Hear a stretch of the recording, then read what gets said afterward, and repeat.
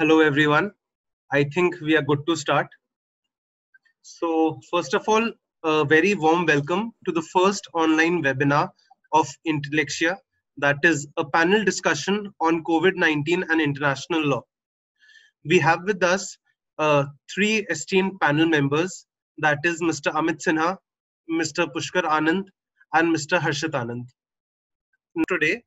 And while covering the international legal aspects, we cannot cover all the international legal aspects of it in one go. So that is why we have selected three main international aspects. The first international aspect which we are dealing with is with regard to the liability of China in the COVID-19 case, which is being dealt by Mr. Amit Sinha. Amit sir is currently an assistant professor at Delhi University, and he has extensively written on public international law, and it is an honor for us to have him with us here today. So Amit sir, would you please like to take the panel from here? Thank you, Aman. My topic today is China responsible and liable for spread of COVID-19 under international law. So it is not only, we are not talking about liability, we are talking about both responsibility and liability. My discussion would involve three legs. First leg would deal with if China is responsible under international law. Second leg or part would deal with what are the forums on which China can be brought for such breaches of international obligations. And third, who can bring such cases. So let's start with the first leg, which is China responsible or has breached any obligations under international law or not? I'll start right away with customary international law principles. First thing which comes to mind is state responsibility. As you all know that state responsibility involves two main elements. First element is attribution of the act to the state. And second important element is breach of international obligation. So when we talk about attribution of act to the state, so what are the acts done by China which can be attributed to it? As per the media sources, articles, as well as Chinese sources, local authorities in Hubei province and Wuhan city, from where this particular virus originated, tried to suppress the matter. Not only they suppressed the matter, they went to the extent of detaining those who wanted to inform the world.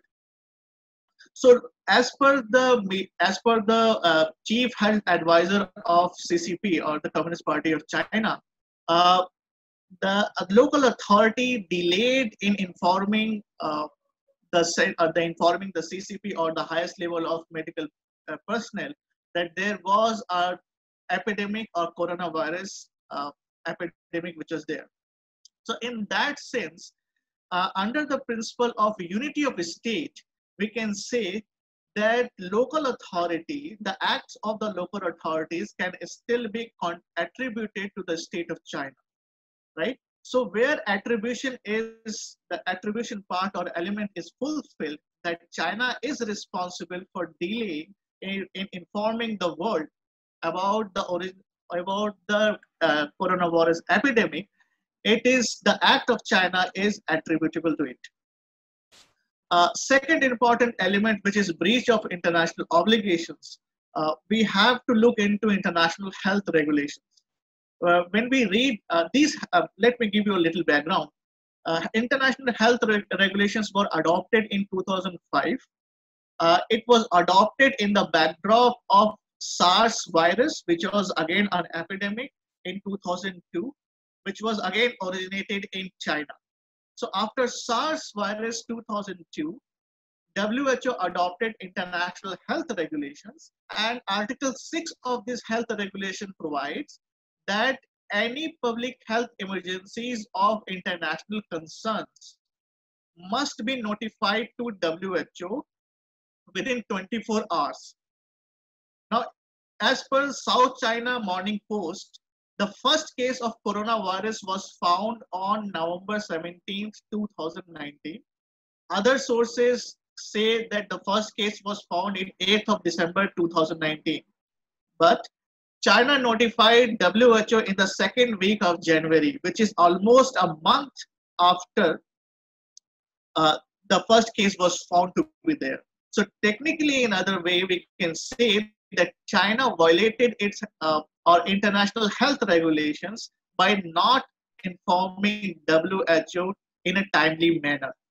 So when we have proved that this particular act can be, we can say China is responsible under international law. Not only this, there are other principles under international law which can be brought into picture. For example, no harm principle of environmental law, which mostly relates to the transboundary harm of pollution, can also be brought into picture.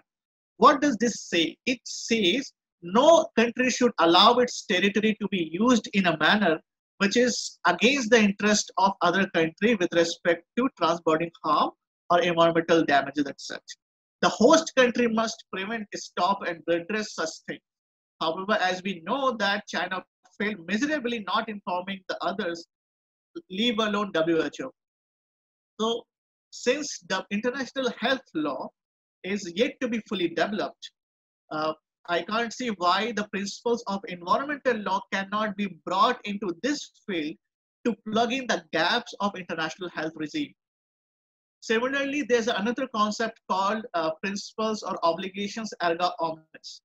These erga omnes principles tell you that a country has obligation towards all.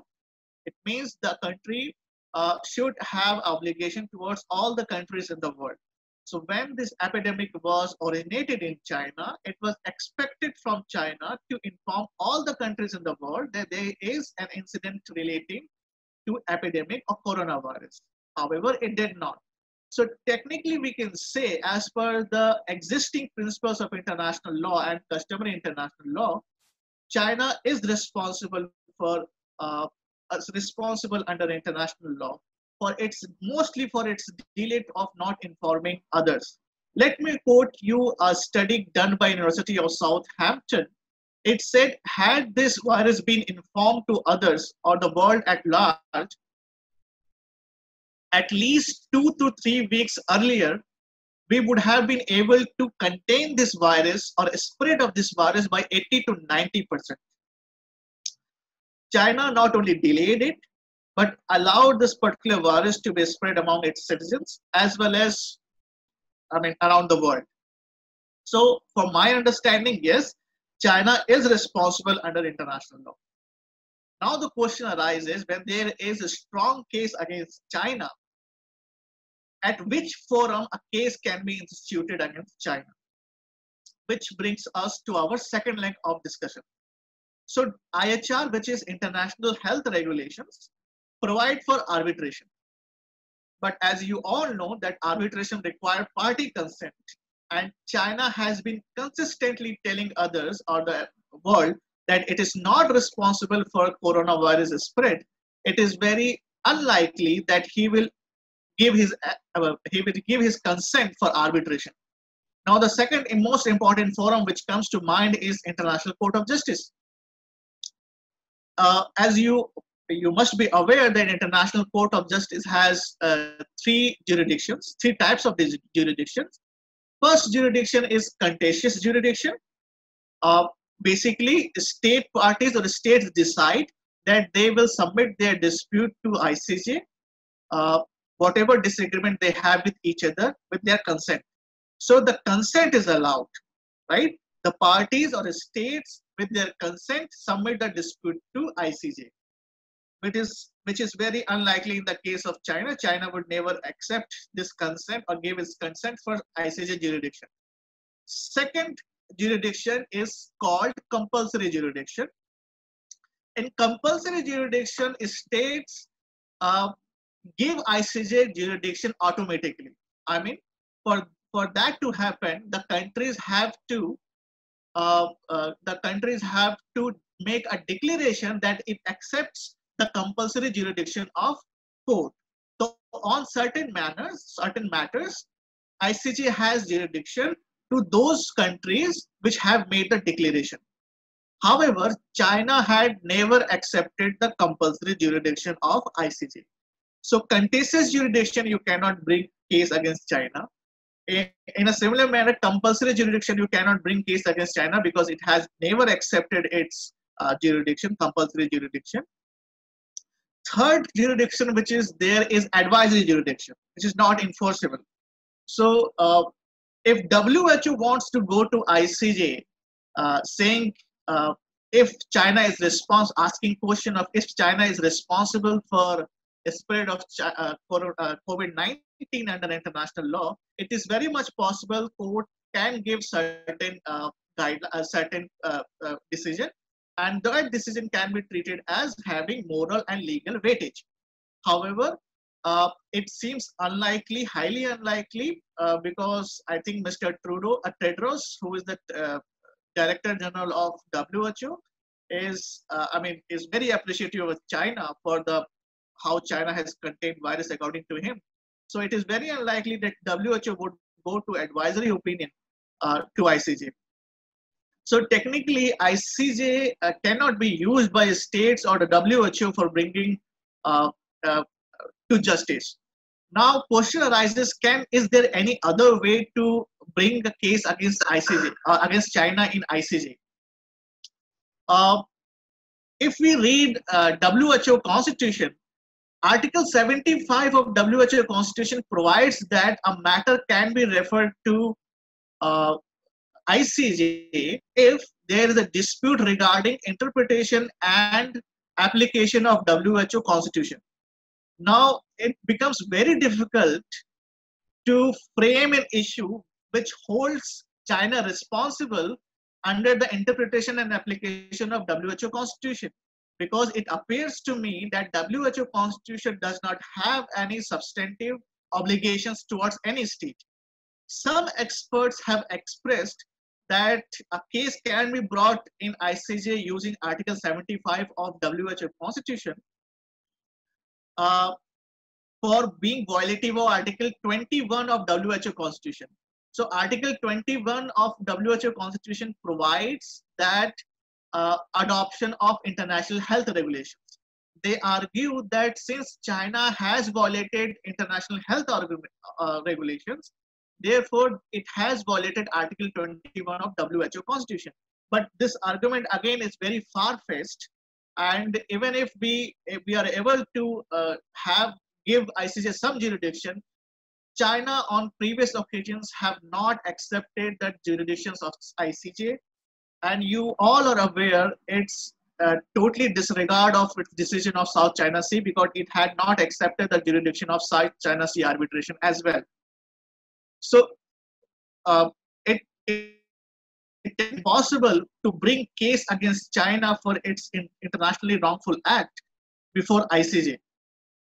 So to some extent, even if we accept there may be a jurisdiction of ICJ by some means, the question arises, which is a third leg of my discussion: who will bring case against China? Now, if we look into the overall scenario of this COVID-19 spread, to my knowledge till date, no country has alleged that China has violated international health regulations. And as you are aware that countries, due to political reasons, usually do not litigate against each other, mainly because of reciprocity. As you are aware that H1N1 virus, which is also known as swine flu, was originated in North America. Some people call US was the origin of swine flu. So in that situation, for political reasons, countries do not litigate against other countries for at least disease notification issues. Now, what is the best possible option for me, for us? The best possible option for us would be if we are able to get advisory opinion of ICJ, if we are able to persuade WHO to go to ICJ to ask for the advisory opinion, because though it is not enforceable, though the decisions of ICJ on advisory matters are not enforceable, however, the authority or assessment of legal liability of China can be very much determined by the advisory opinion or decision by ICJ in that matter. Some people call that, we can also call this coronavirus a China virus, but I think that would not be very much appropriate, because somewhere it promotes or encourages xenophobic or racist behavior. I don't think the and it, if happens, the people of China who are largely innocent in this matter uh, would be troubled.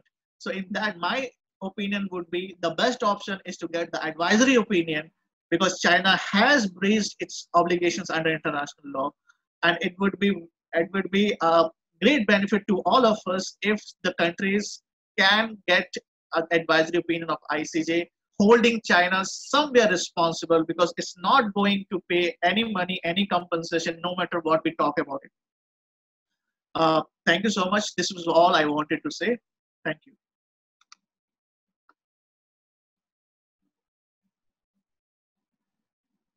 Thank you so much, Amit sir, for your insight. We have a question for you by Mr. Michael Peel. So would you like to see that question right now? You can answer it now also, and you can answer it once the panel is over.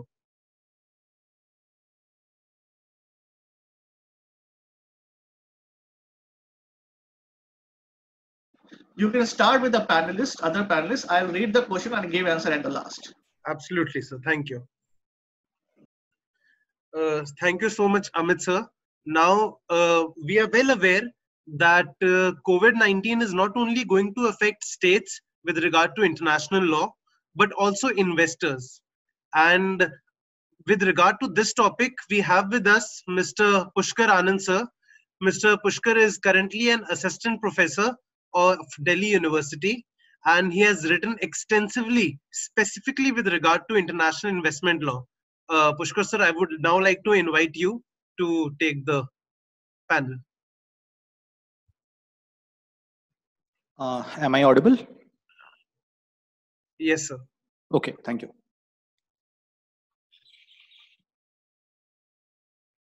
So, yeah, good evening, everyone.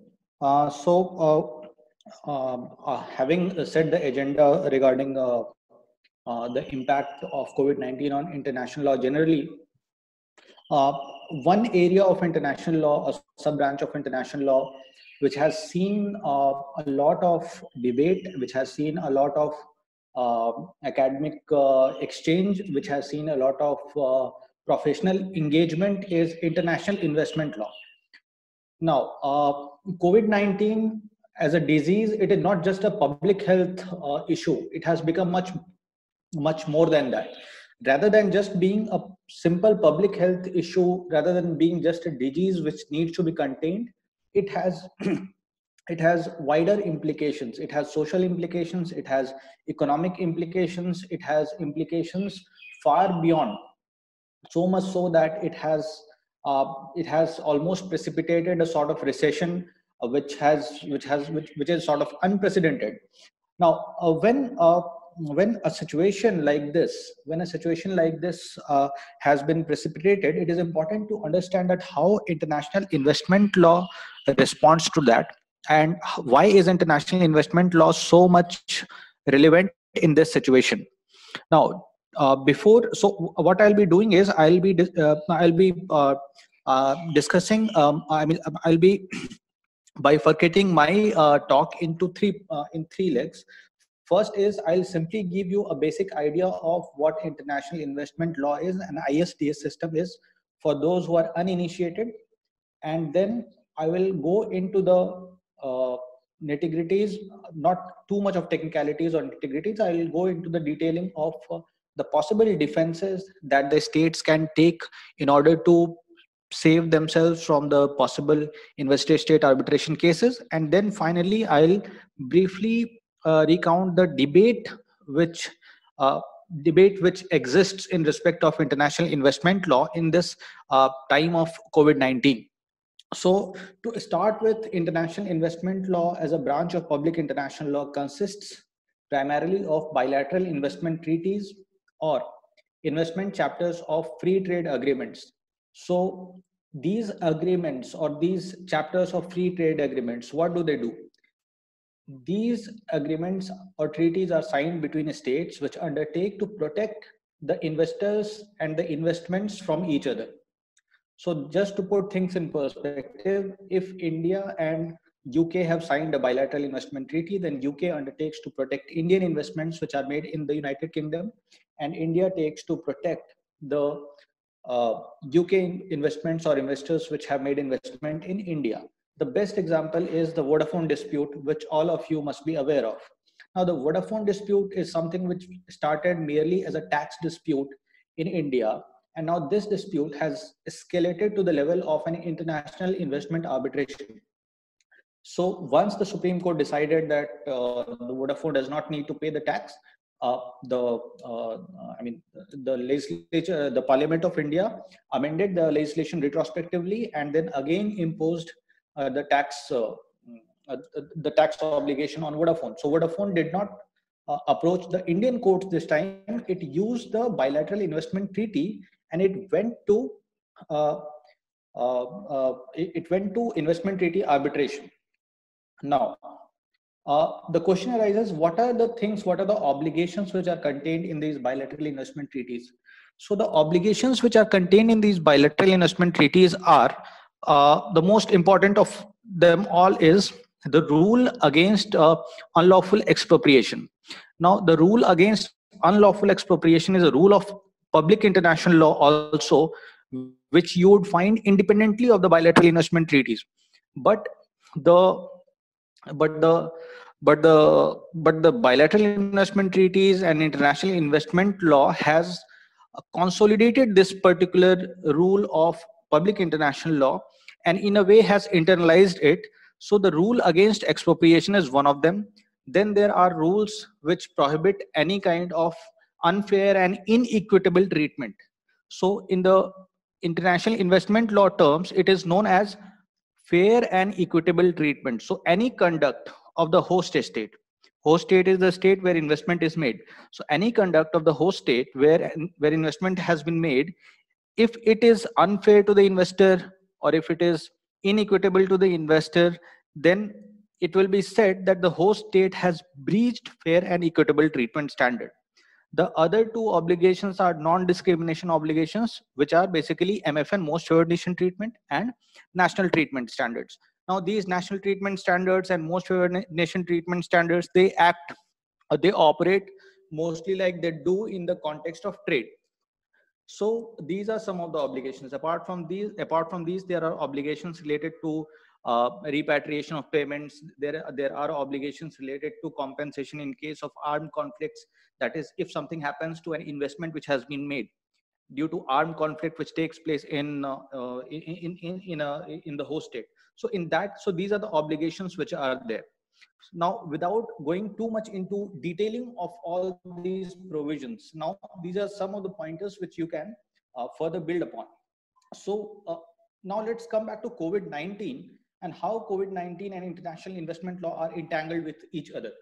Now, COVID-19 as a crisis, COVID-19 has precipitated an economic crisis. Now, in order to counter the COVID-19 crisis, the states have taken a large number of measures, and these measures these measures range from partial lockdown to strict lockdown to imposition of severe restraints on corporate activities. For that matter, just to give you a context, for instance, Spain nationalized all the medical services. The entire medical industry in Spain was nationalized. Now, this is a perfect case. This can be considered as a perfect case of expropriation. Now, expropriation per se is not considered as something which cannot be done. Expropriation can be done, provided it is lawful. And what makes an expropriation lawful? There should be a public purpose, there should be due process, there should be payment of compensation, and there should be non-discrimination. So if all these conditions are fulfilled, that means your expropriation is lawful and there's no problem with it. What bilateral investment treaties prohibit is unlawful expropriation. That means if any of these four conditions which I just stated, if they are not met, in that case, it will be a case of unlawful expropriation, and that is something which will be considered as a breach of international investment agreements or bilateral investment treaty. So when Spain nationalizes its entire medical industry, then what it does, what does it do? It simply transfers or changes the private ownership to public ownership. Now, this change of ownership from private to public is something which is basically to the detriment of foreign investors who might have invested in Spanish medical industry.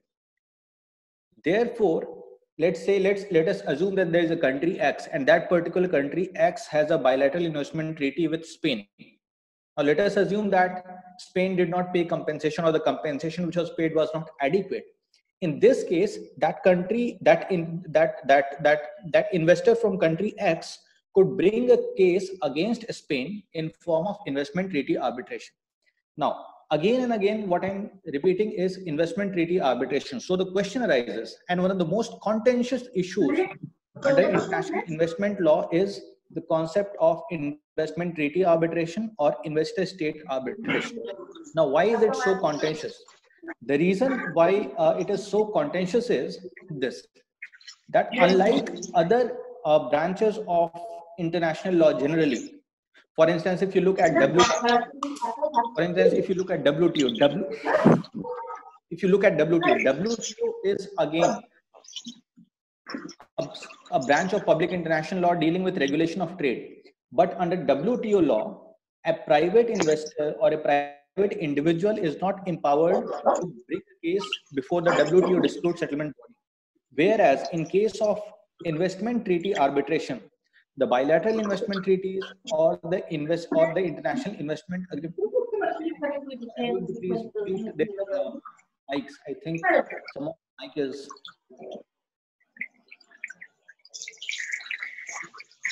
Okay, so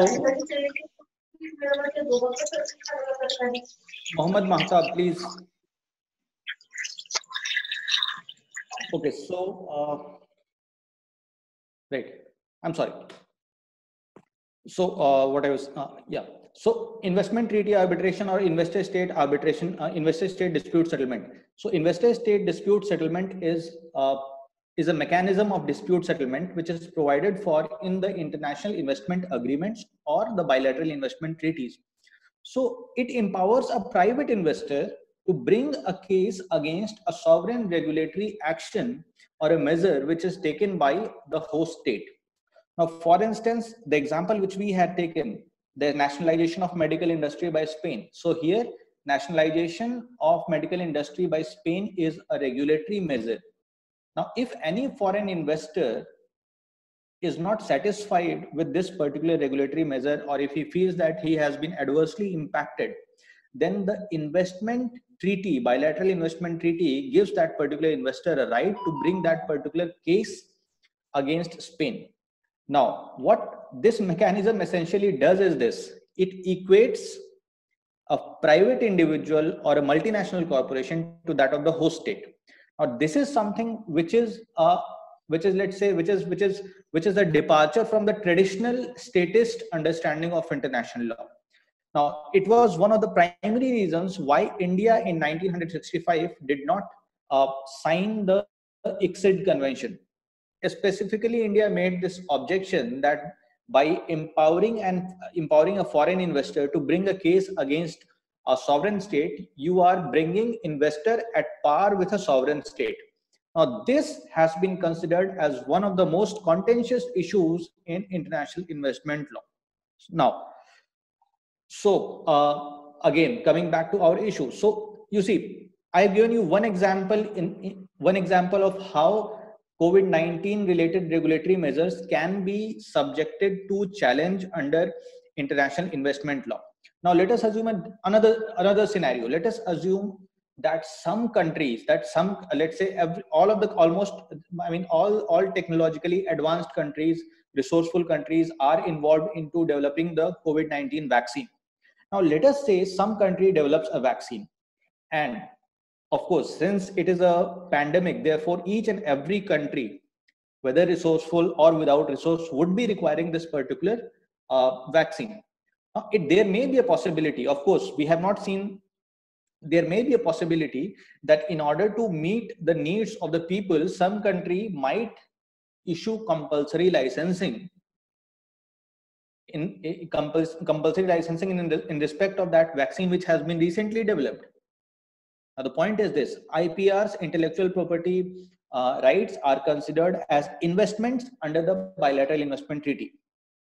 So patent, of course, is a foreign investment. Patent is an IPR and hence it is an investment. So compulsory licensing in respect of a newly developed patent in order to meet the public demands of public health in a country might be good for the people of that particular country, the government of that particular country, but it will run counter to the interests of the company which has developed that particular patent, that particular pharmaceutical product, that vaccine. Now this is something again which can be challenged, and it is not for the first time that it will happen. Things like these have already happened in the past. There is a case, Eli Lilly versus Canada, where cancellation of certain patents by the Canadian Supreme Court were challenged as being violative of the bilateral investment treaty obligations. In that case, it was the NAFTA agreement, North Atlantic Free Trade Agreement, NAFTA, between US, Mexico and Canada. So the point is this, that there are possibilities, there are various kind of possibilities in which the COVID-19 related measures could be challenged by foreign investors under the international investment law. Now, just to give you an idea of this, how this works, I came across an article, and that particular article talks about restricting the foreign law firms or doing away with ISDS mechanism or investment treaty arbitration mechanism for some time. Now, the idea is that what people are demanding, a certain section of academia is academia, researchers, public policy think tanks, they are demanding that there should be a moratorium imposed. There should be a moratorium imposed on ISDS mechanism, so as to prevent the foreign companies, so as to prevent the foreign investors on encashing in this time of pandemic. So if you look at several law firms have already started kind of attracting clients. I mean, I'll just quote it. It is a very relevant example. It says, governments have responded to COVID-19 with a panoply of measures, including travel restrictions, limitations on business operations and tax benefits. Notwithstanding their legitimacy, these measures can negatively impact businesses by reducing profitability, delaying operations, or being excluded from government benefits. For companies with foreign investment agreements, that is BITs, or international investment agreements, that is international investment law. So for companies with foreign investment agreements could be a powerful tool to recover or prevent loss resulting from COVID-19 related government actions. So these kind of messages, these kind of articles, of course, as a part of the litigation strategy, have been put out by several law firms across the globe. Now, this is something which is being seen as an opportunity of the law firms, opportunity of the private and foreign investors to cash in on this crisis, the crisis which is crisis that we all are witnessing, the COVID-19 crisis. So the point is, regarding this, there are two different schools of thought. I mean, broadly, there are two different schools of thought. There are two sides to this debate. I mean, there is one side which perpetually sees international investment law per se as a branch of law which simply perpetuates the interest of the corporates or the interest of the multinational corporations. So that is one view, because ultimately, by equating a private investor, a foreign company, with that of a state and allowing them to sue the state for the regulatory measures which are taken by them. So when investment treaty arbitration takes place and the decision is given, there the compensation which is awarded, that compensation runs into thousands of crores of rupees in the Indian context. So the largest amount of compensation which has been awarded in an investment treaty arbitration is almost some $1 billion, $1 to $2 billion. That is in case of Yukos versus Russia. However, the point is, in context of India only, I can give you example of Antrix Devas controversy, Devas versus India. It was a case between Devas, which was a Mauritian company, and India, that is, of course, the host state. So the case was under India-Mauritius BIT, under which India had to pay compensation of 4,000 crores. Now, 4,000 crores for India is a very huge amount of money. So one side of the debate says that ultimately who is to profit from this legal regime of international investment law? So ultimately it is the investors, the private investors, the multinational corporations who are going to benefit from this particular legal regime, which allows the multinational corporations to sue host states and get compensation from them. Now, the other point is, the other side of the debate says that we cannot presume innocence on the part of states as well. So the host states, any foreign investor which goes to a particular state has to abide by the laws and regulations of that particular state only. So the law which has to be followed by that particular foreign investor is the domestic law or the municipal law of that particular country primarily. So if anything happens which runs counter to the legal interests of that particular foreign investor, then the first legal system that it has to approach is the domestic or the municipal law of that particular country. Only after exhausting the municipal legal recourses which are available in the host state, the international investment law or investment treaty arbitration comes into picture. So now I was talking about the presumption of innocence of the state. So states cannot be considered to be innocent always, because states, they have a tendency to abuse their power. So the other school of thought says that since the states have this tendency to abuse their power, and by taking arbitrary actions or by unjustifiably interfering with the business operations, the states might create such hostile situation for the foreign investor that the entire purpose of investment, commitment of capital, that assumption of risk, everything gets frustrated. Therefore, apart from the municipal law recourse which is available to the foreign investor, there should be something more in order to keep a check on the state.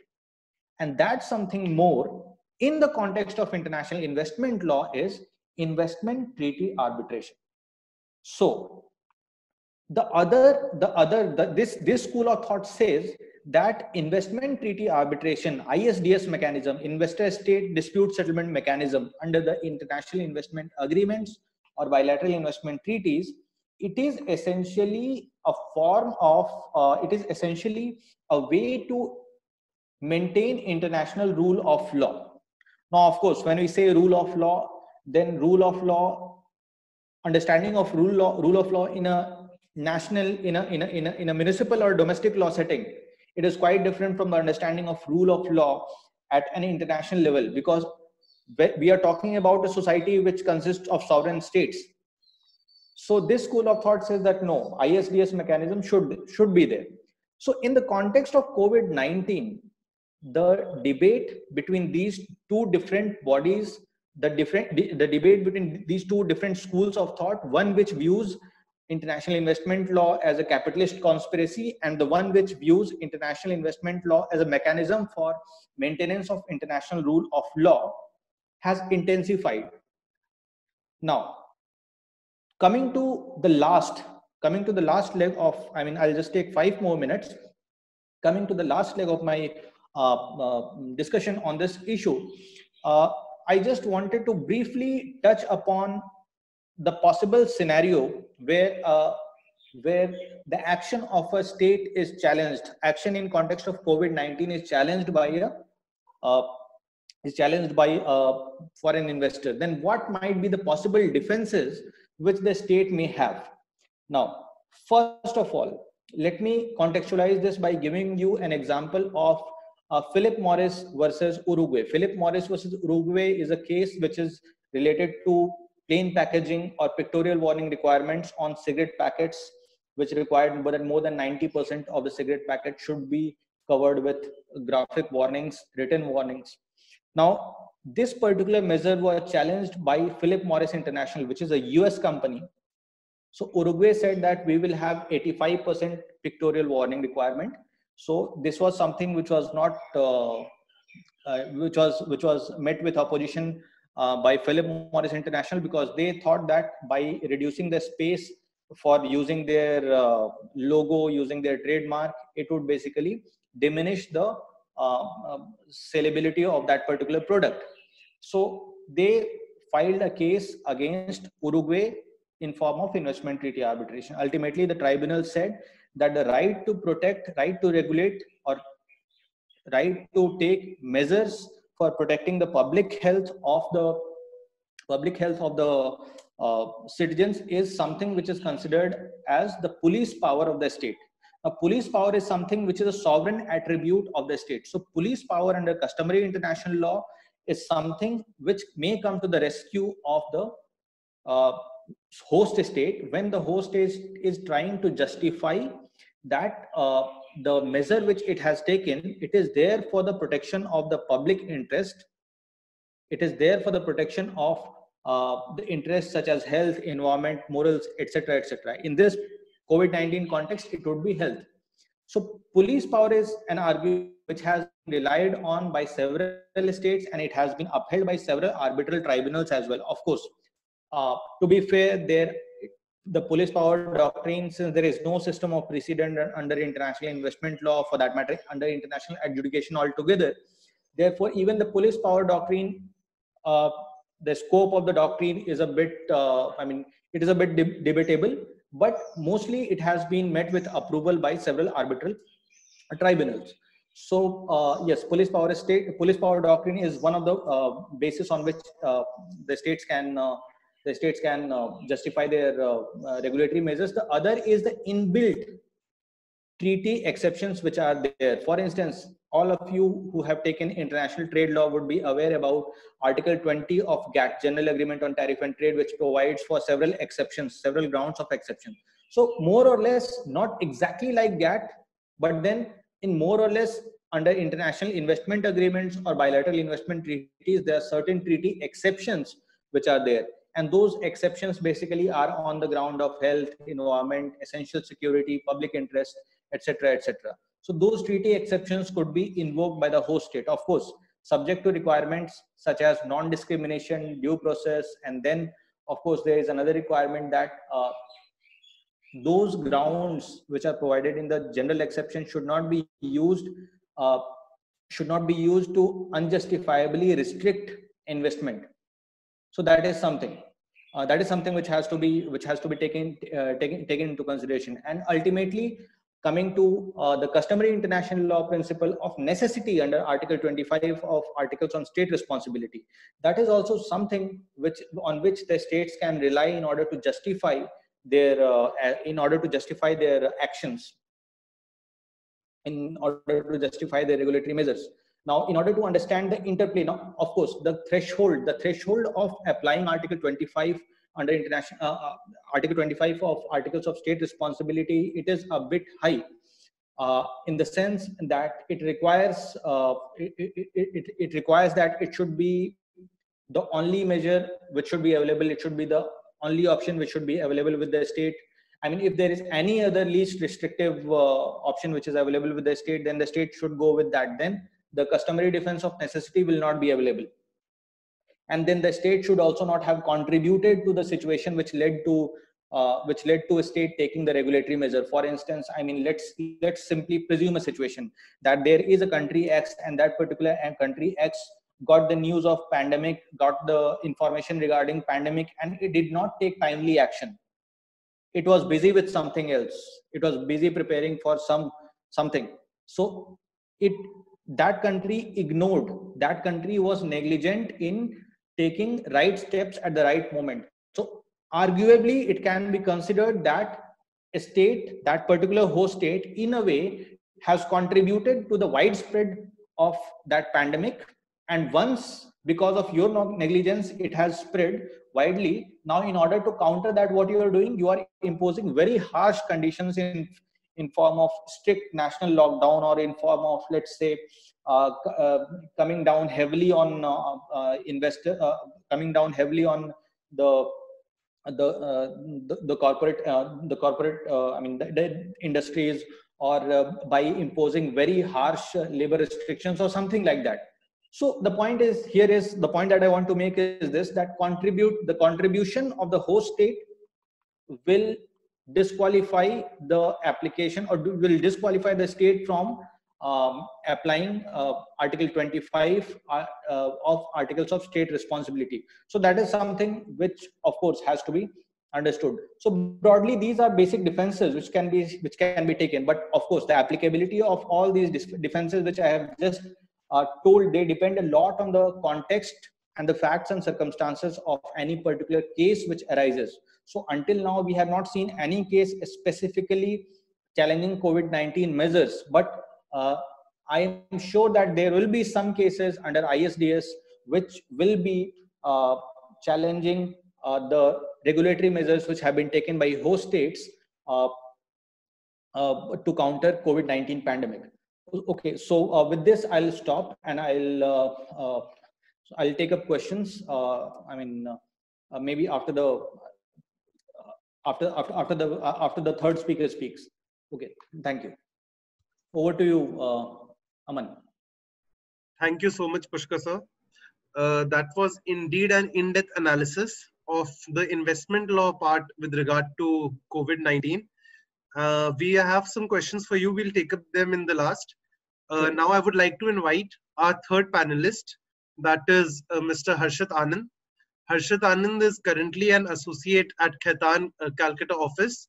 He is a common panelist with regard to the effects of COVID-19 on several aspects of law. And we are proud to have him with us discussing the World Health Emergency and international law. Harshit, sir, I would like you to continue from here.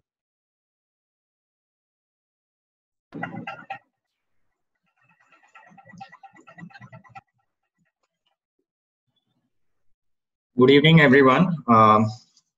We have had the privilege of listening to the first two speakers, and the session has been quite productive till this time. But unlike the first two speakers, I would not go into the specifics of the law, because I am myself not a practitioner or a scholar of international law. I would only speak to you like somebody who has observed international law and the global order from the outside in the last few months, ever since the pandemic has hit the world. And in that, with that reference of mind, with that reference of an outsider, I would like to speak about this global public health emergency which we are witnessing today in the form of COVID-19. Certain remedies under international law, which even people who may not be practitioners of international law or scholars of international law, but certain common principles, tenets of international law, which even by virtue of being responsible citizens, or by virtue of being law professionals or legal professionals of a particular country, so the citizens will be aware of. And at the same time, lastly, I would discuss the response of the world order, the response of the multilateral institutions, as well as the different countries in light of these remedies under international law and this health emergency that is COVID-19. So before I go into how COVID is, a public health emergency of international concern, as it is legally called under the International Health Regulator, I'll delve a little into why I choose to call this a global public health emergency in general terms, and not in terms of any specific definition given under any treaty or any binding regulations. So the reason I call this a global public health emergency is because before any kind of discussion of a public health emergency having a widespread impact on countries around the world in a way that they disrupt economies and they cause a collapse of the public health infrastructure of most of the countries. So we have to understand why this has happened and what has contributed to this collapse of public health infrastructure and this widespread suffering and misery of people that we are seeing across the globe.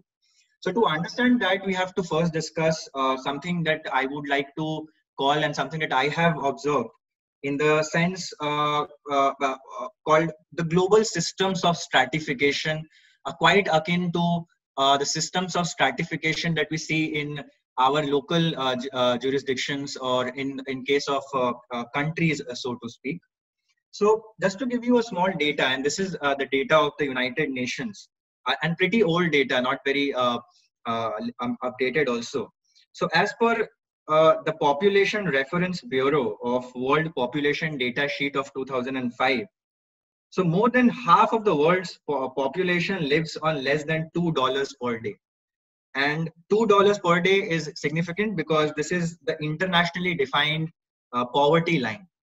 So imagine in the year 2005, more than half of the world's population was living on less than $2 per day, which would automatically mean that they were not getting adequate well-being, so to speak, or access to say sustainable means of health, education, and basically the quality of life.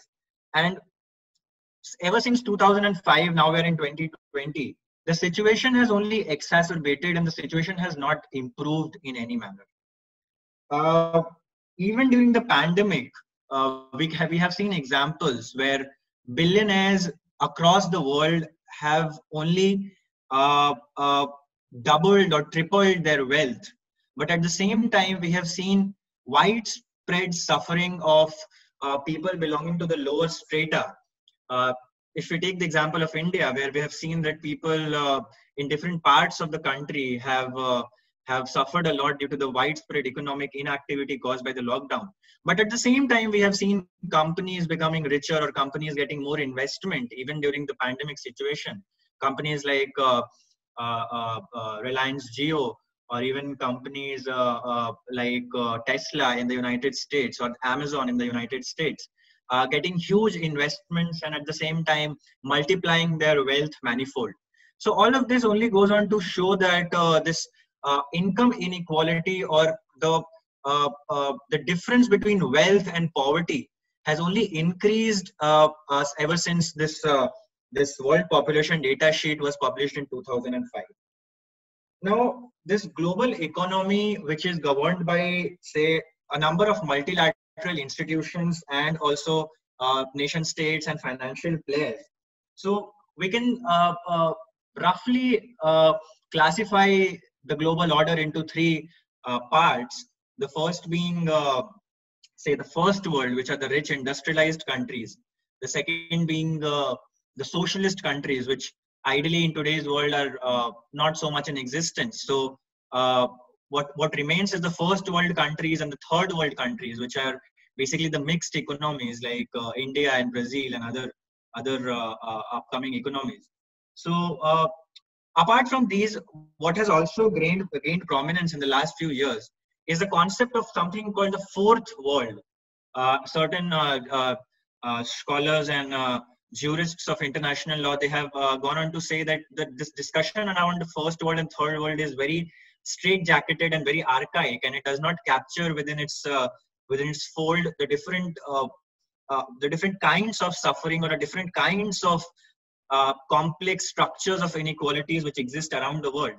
So the fourth world encompasses within itself the different say oppressed groups or the different downtrodden groups within different countries of the first world and the second world and the third world, and they're collectively called the fourth world, which are which may strict in the strict sense of the term be in the first world, but at the same time, the benefits of the first world are not trickling down to them, are not being proffered to them. So the idea is that even though the overall wealth of the world has increased in the last 100 years, ever since last 100 or last 80 years, ever since the World War II happened, but that wealth distribution has not been equal, that the wealth distribution has not been uniform. And this has caused a huge disparity between the realities of the lives of people in the same hemisphere of the world, in the same parts of the same country. Now, it is also important to address here what has been the international response to this international inequality. And only that can tell us how and under what backdrop or under what under what background have our international laws that we discussed today come into existence. So in the 70s or in the 50s or the 60s, when we first had this modern world legal order, the modern world order, there was this concept called the gross national income. And the gross national income was considered as a marker or an indicator to decide or probably to judge the prosperity of a country, the growth and development of a country. But very soon it was realized by these multilateral institutions as well as the leading nation states that this marker of gross national income is inadequate and does not have enough dynamism or enough number of sub-indicators to ensure that if the gross national income goes up, similarly at the same time, inequality goes down and poverty goes down. So just like I told you moments ago, even though the overall wealth of countries increased, even if the overall wealth of the world increased, the benefits of such increase in wealth could not trickle down to the lower strata, could not trickle down to those parts of the countries which required alleviation from poverty, which required a guarantee of basic minimum amenities. So to remedy this situation, the UNDP in 1990 replaced the gross national income marker with another marker called, and I'm sure everybody must have heard of it, it is such a popular indicator these days. This indicator called the Human Development Index. And how was a Human Development Index supposed to be different from the gross national income? It was supposed to be different because it contained within its fold not only the gross national income, which here was called the GDP, the domestic production. So it did not only include the marker of GDP, it also included the marker of life expectancy. It also included the marker of education. It also included the marker of living standards. So all of these combined together, the GDP of the country, the life expectancy of the citizens of that particular country, the education of the country, in the sense that what has the state done or what are the positive obligations on the state to ensure that widespread measures or proactive measures of widening the net of education across the country is being undertaken. And lastly, living standards. So when we say living standards, we again mean a host of a variety of things: access to health, access to education, access to basic minimum things like housing, water, food, sanitation, and anything and everything, even employment, and everything that goes in securing a dignified life to the citizens of a particular country.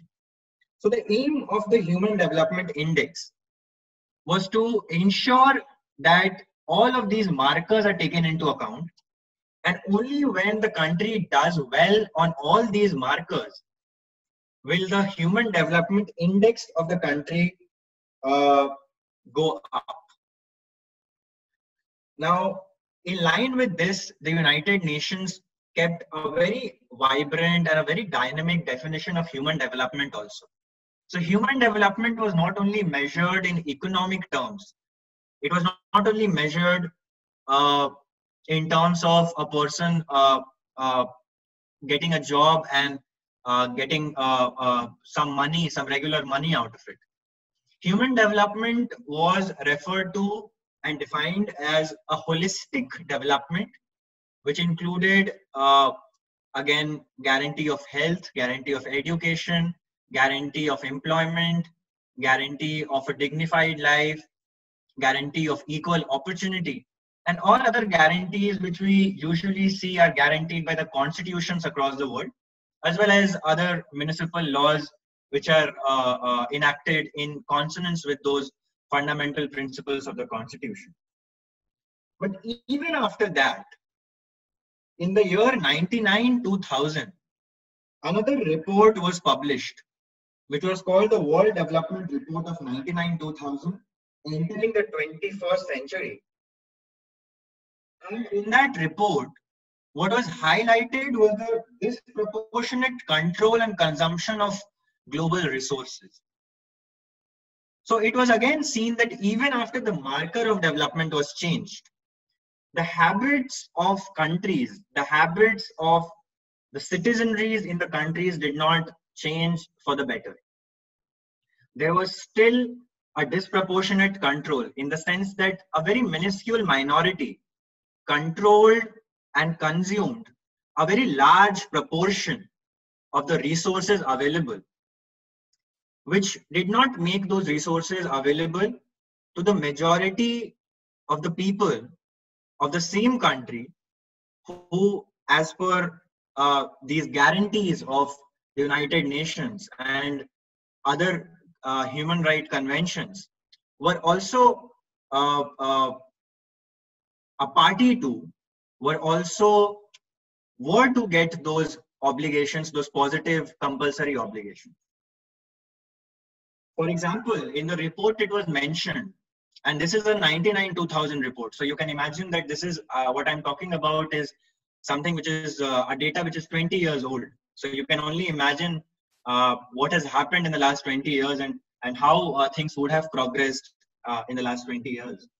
So in the report it was mentioned that the grain that is fed to the livestock in the United States of America, of course, in the United States of America, we know that controlled farming, poultry farming takes place, controlled dairy farming takes place for export of dairy products and meat. So the grain that was fed to the livestock in the United States of America was equal to the food that was being guaranteed or that was being available to the citizenry of India and China combined. So you can imagine the level of disparity between the global north, which would include the countries of Western Europe and countries such as Canada and the United States of America in the North America, and between the countries of the global south, such as the sub-Saharan Africa, such as parts of Central and Southeast Asia, South Asia. So in light of these inequalities, in light of these existing disparities between wealth and poverty, between the different kinds of social inequality, the income gap that exists, and also different kinds of modern day slavery practices which exist in different parts of the world. For example, when I use the word slavery, what comes to your mind, or even what comes to any layman's or any common person's mind according to conventional wisdom, is that age-old practice of slavery which was abolished more than 100 years ago, and after that everyone became equal. But when I say slavery, I do not mean slavery in the strict sense of the term. I mean slavery in the form of trafficking of women in parts of Thailand. I mean bonded laborers and child laborers in different sectors in industries in India, such as the jewelry sector. So these are certain professions which, if you and even in certain parts of Europe, in certain parts of the Middle East countries, the compulsory serfs in serfdom that happens in certain feudal areas of the Middle East. So all of these, even in the 21st century, even in 2020 as we speak, constitute slavery. And all these realities taken together will point towards one single fact, that because of these inequalities, because of these disparities, and because of these stigmas and taboos, because of these ills such as slavery, COVID-19 today is a global public health emergency. It is a global public health emergency because a majority of the world does not have the means and the resources and the amenities to look after itself. It's a disease which requires constant monitoring. It is a rich man's disease because it requires you to stay home. It requires you to constantly monitor your health. It requires you to take certain immunity boosting measures. It, as we have seen in different countries, the vaccine is going to cost you a lot. The treatment, even though we don't have a treatment today, treatment in countries like India is going to cost you a lot. And because the global south, which constitutes the entire underprivileged population of the world, does not have the resources to look after itself. This is a global public health emergency.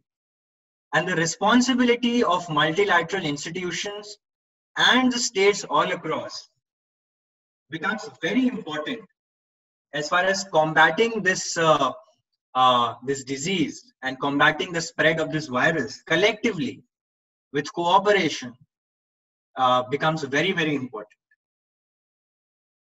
Now, having dealt with the first part of my topic, that is why coronavirus or why COVID-19 is a global public health emergency, I will now move to the discussion under the different laws which exist, the different wide brackets of laws which exist in international law. So naturally, the first the first body of law that we'll talk about is the international environmental law. Now, coronavirus or COVID-19 has shown us the limits of international environmental law. Now, why do I say that it has shown us the limits? I say that it has shown us the limits of international environmental law because not only did the law fail to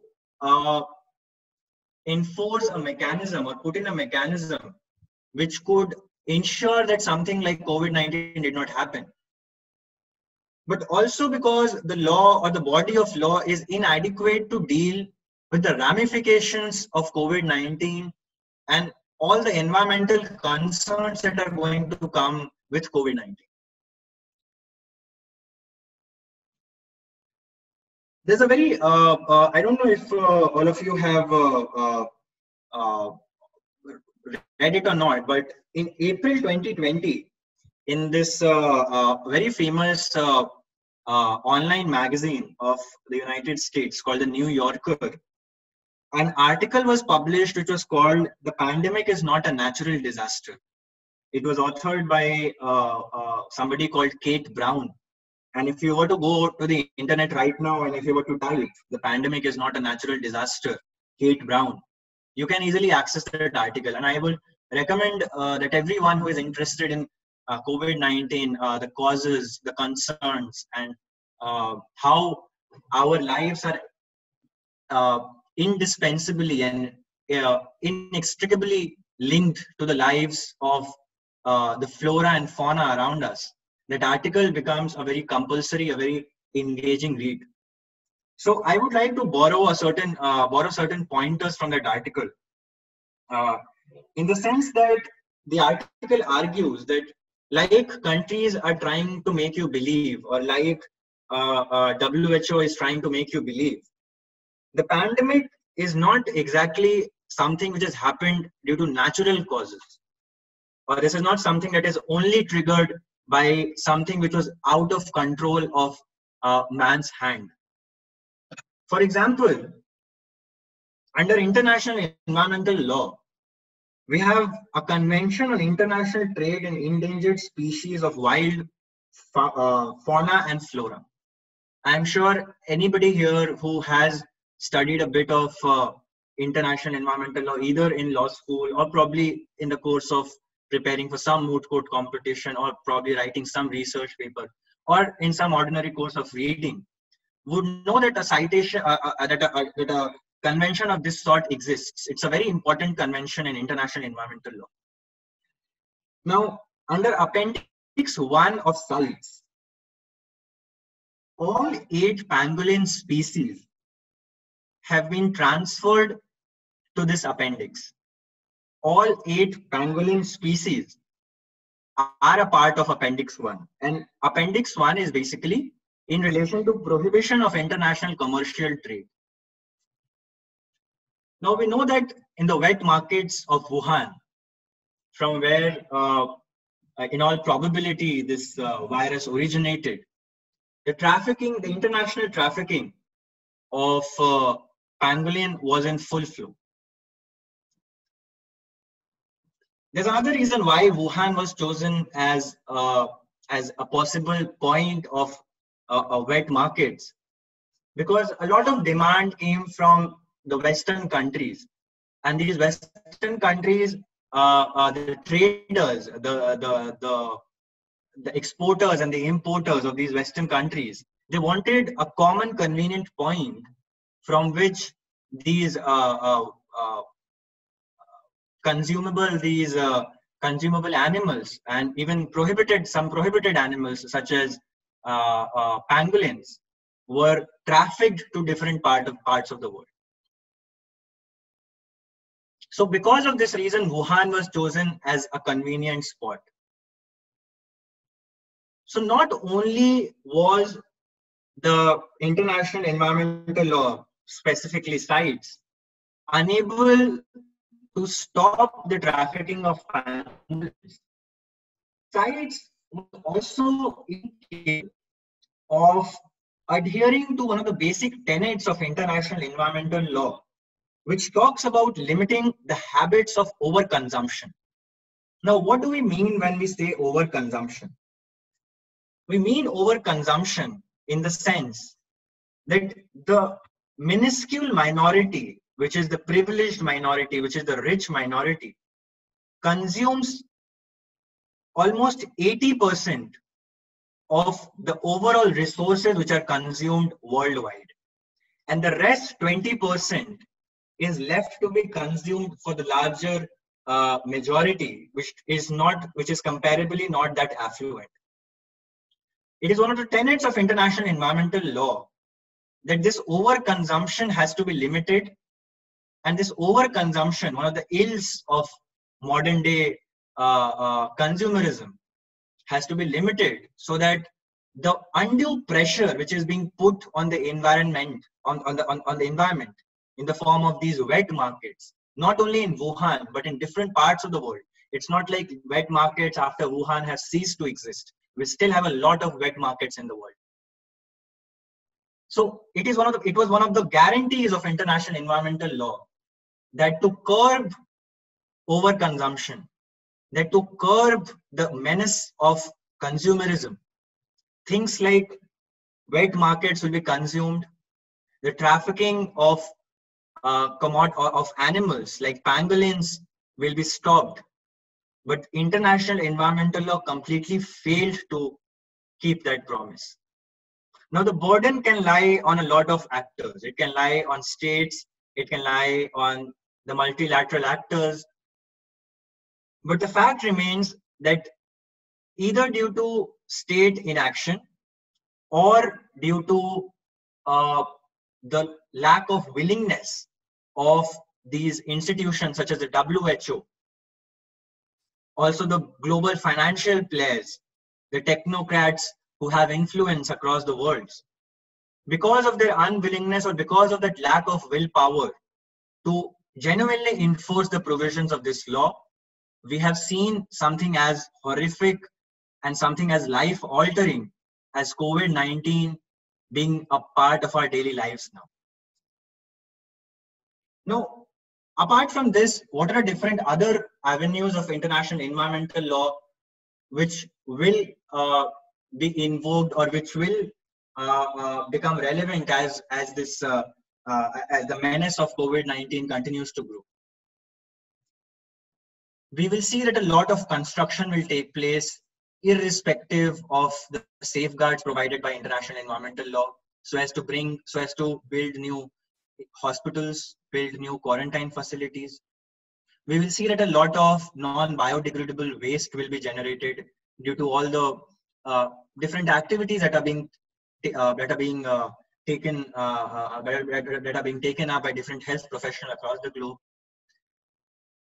We will also see that the menace of climate crisis is also one of the contributors of this COVID-19 pandemic. And because international environmental law has been unable to provide a sustainable, a real concrete solution to the climate crisis, we will continue to see the different parts of the world will suffer the effects of COVID-19 differently.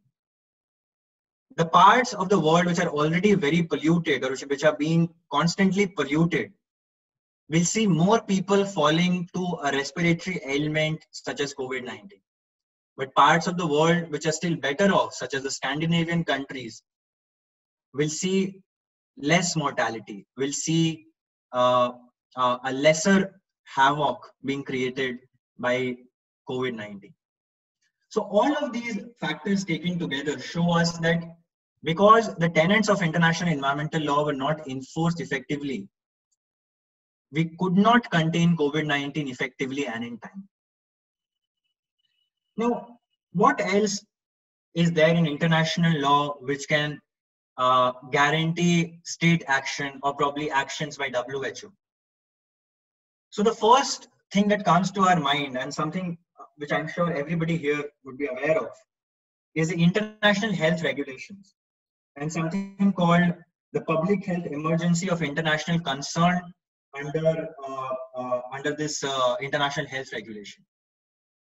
So we know that the emergency committee of the WHO met first on 22nd of January. Then it met for the second time on 23rd of January. And in both these meetings, it could not decide whether coronavirus was a public health emergency of international concern. And it was only in the third meeting on 30th of January 2020 that they could come to a conclusion that yes, this is a public health emergency of international concern. And now states have to come together to deal with this crisis. Why did the WHO take this extra time, or what was it that did not allow WHO to come to a consensus? What was the point of contention was the meaning of the phrase international spread. So WHO spectacularly failed to interpret the term international spread in a correct manner or in a manner which is consistent with the past practices of interpretation. So international spread does not only mean different citizens of different countries getting infected. If you look at the definition of PHEIC or the description of PHEIC under the IHR, you would see that any disease which has the risk of international spread can be classified as a PHEIC. And by 22nd of January, it was clear that many citizens of China who are carrying this virus have traveled to different parts of the world and are openly mingling with different citizens in different corners of the world, and therefore putting lives at large at threat. So because of this inactivity of the WHO, or because of this delay of WHO, we lost crucial time. At the same time, if we look at the IHR itself and how the IHR operates, the obligations under IHR, and I will quickly summarize in the next 5 to 7 minutes. I will just discuss certain obligations under the IHR, and then I will briefly touch upon the elements of international human rights, refugee law, and a bit of why human rights law are not enough in the current world, in the current global order. So yes, coming to the obligations, the nature of obligations under the IHR. So IHR has certain strict obligations. For example, if you look at Article 6 of the IHR, it mandates that when the country has identified a particular disease which it thinks that is a widespread risk to the health of people at large, it has to notify the WHO within 24 hours. So this is a strict obligation, and under Article 22 of the IHR, there is no overt obligations of the state to ratify the IHR for this obligation to become binding. So it shows the intention of the member states to accord power, legal powers, and accord that room to maneuver to WHO so that it could enforce in a meaningful manner the provisions of the IHR. Now there's another strict obligation, which is the obligation of non-discriminatory treatment of travelers. Now, it is very ironic that both of these strict obligations were not followed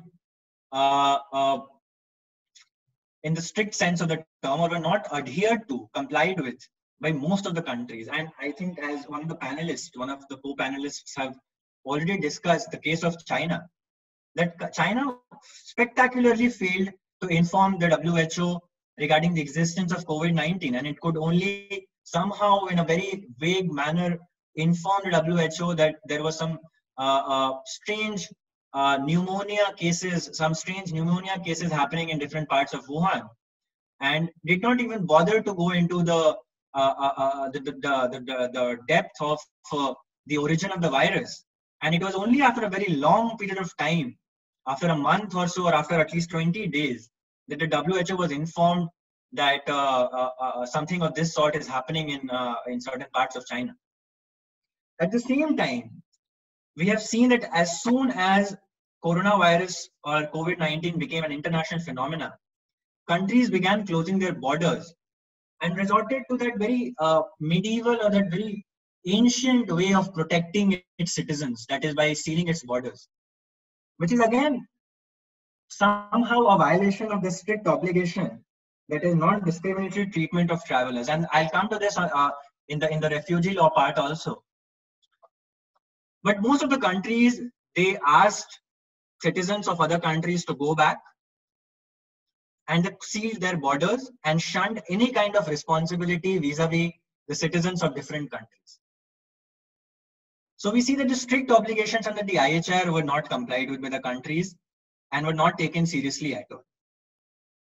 Then again comes the vague obligations, and one of the only vague obligations, if I were to summarize it like that, is the obligations of the country to undertake capacity building measures and ensure that countries have enough medical capacity to deal with coronavirus. And the less said about it, the better. We have seen in countries like India, in countries like Pakistan, in countries like Brazil, how citizens have been turned away from the gates of government hospitals and private hospitals, charging them exorbitant sums of money for the treatment of a disease for which we don't even have a drug or a vaccine or a cure yet. So it is the developing country, that is the global south, for obvious reasons, because it has not invested in public healthcare, that it has failed spectacularly again in fulfilling these obligations, these vague obligations under the IHR. Now, under the IHR, there's a third kind of obligation, which are additional health measures. And these are probably the game changers, because the additional health measures allow the states to deviate or depart from the general guidelines or the general recommendations of the WHO if they have been able to notify the WHO within the stipulated time of 24 hours, and at the same time, if they have justified to the WHO as to why they are taking those additional measures. And so most of these countries which have imposed the travel bans have done this by way of invoking Article 43 of the IHR, which provides for these additional measures. Now, it is this Article 43 which makes bare the limitations of the IHR. There are limitations of enforcement under the IHR. Because once if the country is in a position to show, once if the country has shown that it has notified and justified its additional health measure, there's very little that WHO or any other state can do. It can either go for arbitration, but like again one of the co-panelists already mentioned, this arbitration can only happen if the other country has acceded to the arbitration. The other possible remedy is to probably go to ARISWA, the state responsibility draft. But for that also, the state will have to prove causation. And the state will have to give sufficient evidence that WHO was not notified in due time, and the proper justification was not there, which is again a lot of burden for some other state to fulfill. And at the same time, IHR does not grant any forum or any locus to individuals to approach forums of international law and claim breaches of IHR by different states. So IHR, as we have seen, has its own responsibilities. What else? Under international human rights, we know we have guarantees of health under ICESER. We know we have a right against non-discrimination, but we have seen the issue of coronavirus being communalized in different parts of South Asia. We have seen the racial angle to coronavirus, which again one of the co-panelists was highlighting by calling it the Chinese virus. We know that there's a guarantee to water and guarantee to sanitation. But then again, we have to understand that these positive obligations are only incumbent upon states if they are willing to take them. Even if the state is a party to the ICESER and these positive obligations are incumbent upon the state, it is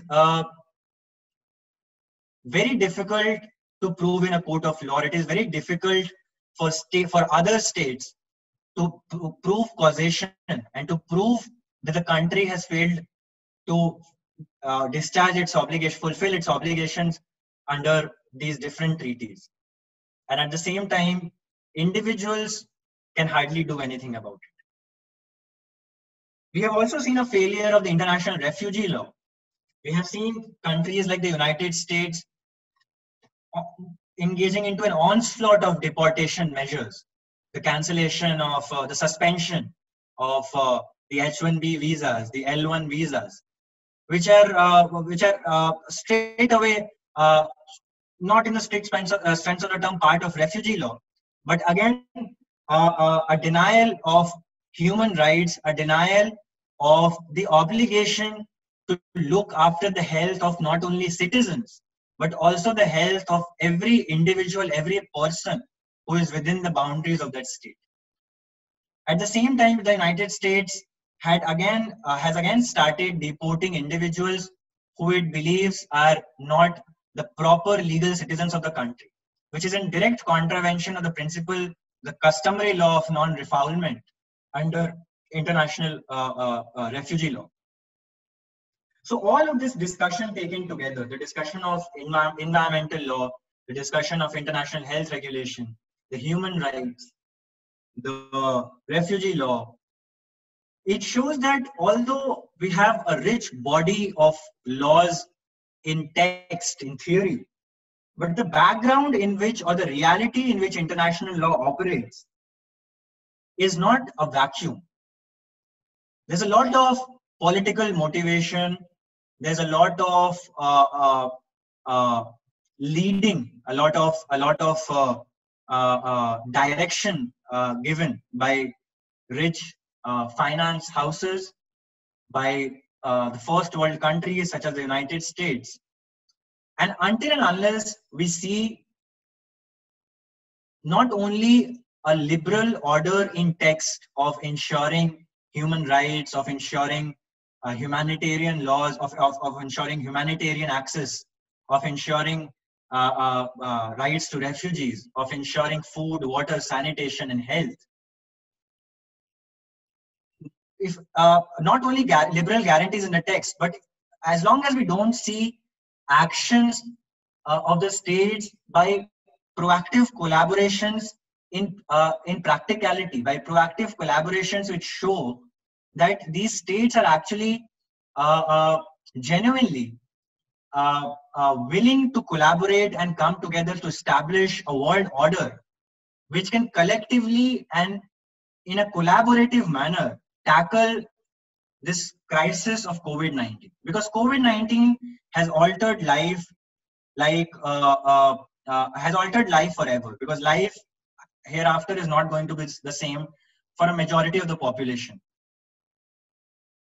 We have already seen in the news in the last couple of days that the United States of America has already gotten a majority of the chunk of the remdesivir vaccine, which is probably one of the leading vaccines to treat coronavirus currently, or probably in the contention to treat coronavirus.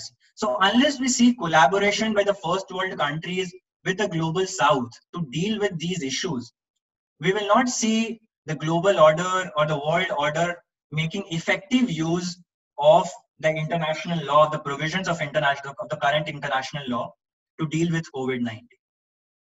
So this is where I conclude, and I think after this, Aman, we're good to take questions. Good evening to all of you. First of all, it was an absolute honor and pleasure to organize this discussion on the issue of COVID and its impact on different aspects of international law. I must mention my deepest sense of appreciation for honorable members of the panel for providing us with such detailed and insightful views on the issue. First and foremost, for gorgeously articulating the grounds upon which China can be held responsible for internationally wrongful act, and also the issues and challenges for bringing China into the courts and make it accountable, and ultimately to claim reparation from it in the international law field. Secondly, Pushkar Anand sir for explaining how health issue is interrelated with investment law, and for comprehensively analyzing how health measures can be challenged in the international investment law regime, and how these lack of promptness in taking health measures can be used by a state as a defense to set aside the obligations set out in their respective bilateral investment treaties. And finally, Harshit Anand sir for giving us a very socialistic view on the issue as to what would happen in the aftermath of this COVID, and also an insightful perspective on response of multinational organizations to public health emergencies. And further, he also stipulated about obligations under health regulations, under environmental law, under human rights law, and etc. Thank you so much, honorable panelists, for sharing your opinions on the issue.